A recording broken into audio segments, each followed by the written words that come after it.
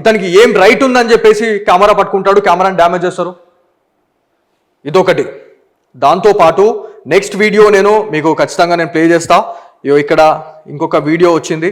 ఈ వీడియోలో చూడండి ఎంత దారుణంగా ఎవరైతే మనతో వచ్చినటువంటి కెమెరామెన్స్ని భయభ్రాంతులకు లోన్ చేశారో అనే దానికే ఇదొక ఉదాహరణ. ఇది పరిస్థితి. బాసర్లో ఏం జరుగుతుందంటే ఇది జరుగుతుంది. ఇది బియర్లు, అగ్గిబెట్టెలు, అవే మొత్తం ఇంకా చిల్లర్ పంచాయతీ.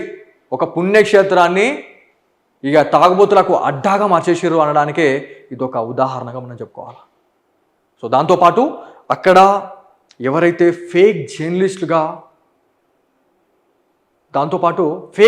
అనే దానికన్నా ముందు మనం మాట్లాడుకుంటే కొంతమంది దీన్ని మిస్యూజ్ చేస్తున్నారండి.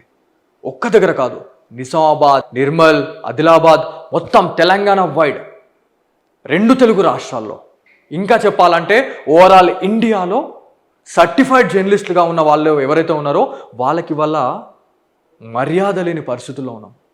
ఇట్లాంటి వాళ్ళు చేయడం వల్ల, కేవలం ఇట్లాంటి వాళ్ళు చేయడం వల్ల ఇలా ఎవరైతే నిజాయితీగా పనిచేసే వాళ్ళు ఎవరైతే ఉన్నారో వాళ్ళకి ఎలాంటి రెస్పెక్ట్ అని రావట్లేదు.